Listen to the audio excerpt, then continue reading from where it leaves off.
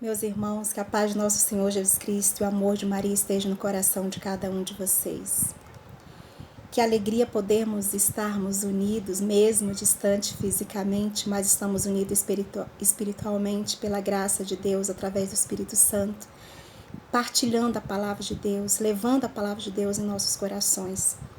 E nesse aniversário de grupo de oração Anunciamos Jesus, nós estamos em estudo do Ato dos Apóstolos. E nesse ato dos apóstolos, que muito nos inspira a sermos cristãos de verdade, nos inspira a sermos autênticos, firmes, perseverantes na fé, nos incentiva a procurar o reino de Deus, a buscar o reino de Deus. E eu tive a incumbência de partilhar com vocês o Ato dos Apóstolos, capítulo 16, onde nos deparamos com uma passagem belíssima, extremamente linda, aonde nós iremos nos deparar com o personagem, a pessoa de Paulo, apóstolo. Um homem destemido, um homem autêntico, um homem fiel a Deus, um grande servo, um homem que, acima de tudo, buscava o reino de Deus, anunciava, pregava, era um grande formador da palavra. Um homem que, nas suas visitas a várias cidades, pregava e anunciava que o reino de Deus estava próximo, que Jesus Cristo era o Senhor. Paulo, que teve um encontro pessoal com Jesus. Romano, que antes perseguia os cristãos, mas que hoje leva os cristãos até o Senhor.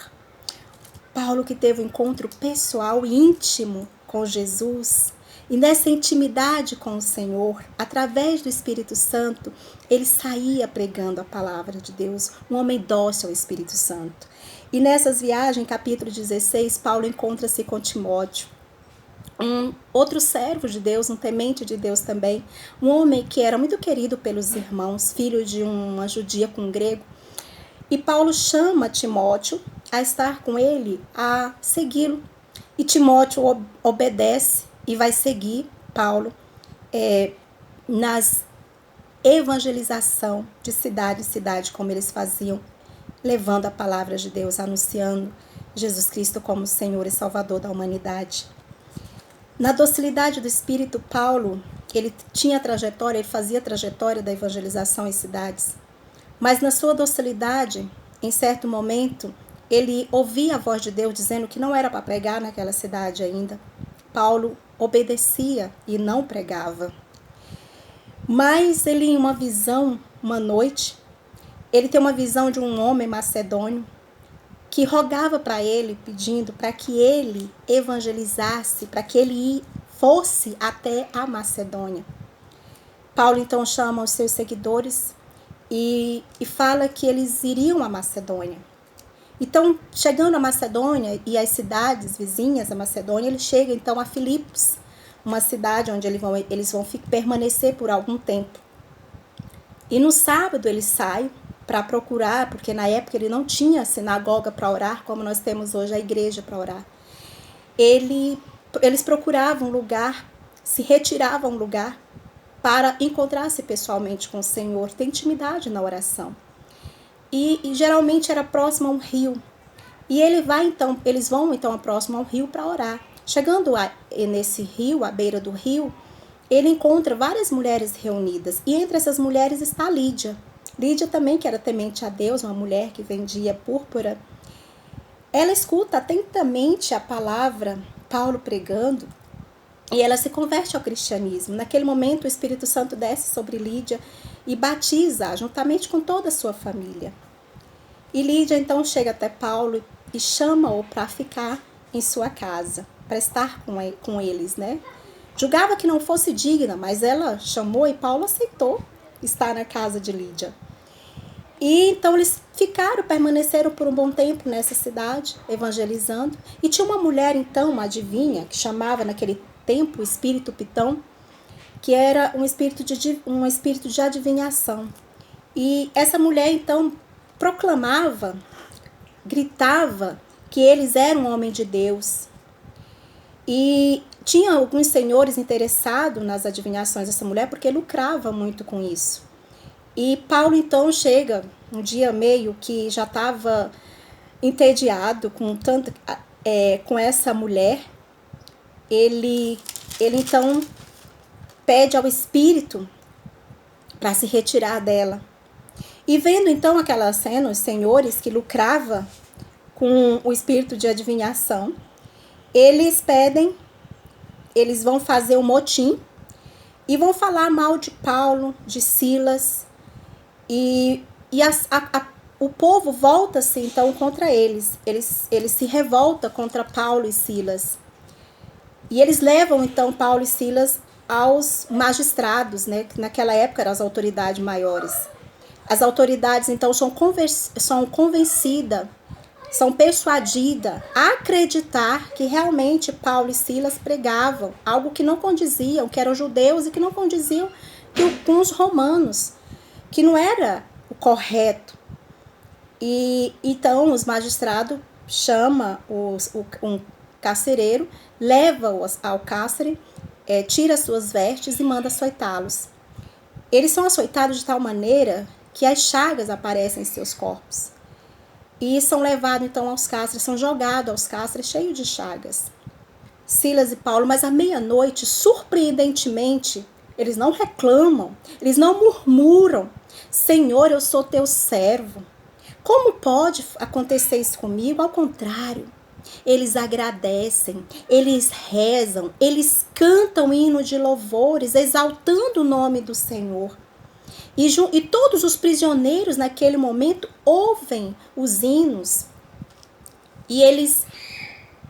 Há um grande, tremendo terremoto naquele momento. A terra se abala e as portas dos cárceres se abrem, as algemas caem do seu punho. E o carcereiro, que era responsável para guardá-lo, se desespera. Pega-se então a própria espada para tirar a sua vida, quando Paulo grita que não era para ele fazer aquilo, porque eles ainda permaneciam naquele lugar. E o carcereiro, então, ele se prostra aos pés, a palavra de Deus diz, se prostra aos pés de Paulo e diz: Senhores, o que eu faço para me salvar? Paulo se dirige então àquele homem e diz: creres no Senhor Jesus e será salvo tu e tua família. E o carcereiro, então, naquele momento, ele se converte ao cristianismo, juntamente com toda a sua família. É convidado, então, Paulo para estar com ele, para cear com ele em sua mesa, para comer, e ele cura as chagas de Paulo e de Silas. E pela manhã recebe a notícia de que os magistrados queriam soltá-los. Paulo não aceita simplesmente um pedido de soltura, sendo que eles foram açoitados, sendo que eles tiveram chagas e marcas nos seus corpos. Então Paulo pede para eles irem pessoalmente até eles e pedir desculpa pessoalmente, porque eles eram romanos. E sabendo então que eles eram romanos, eles se dirigem até o cárcere e pedem desculpa para Paulo e para Silas, e pede eles para irem embora da cidade. E então Paulo e Silas vão até a casa de Lídia, onde eles estavam hospedados, juntamente com os irmãos. Eles consolam os irmãos e a palavra de Deus diz que depois eles partiram. Meus amados, essa palavra é extremamente linda e bela, porque vem até ao encontro às nossas necessidades. A necessidade da fé, a necessidade de ser cristão autêntico, a necessidade de nós desapegarmos de nós mesmos, renunciar a nós mesmos e crer no Evangelho. Crer que Jesus tudo pode.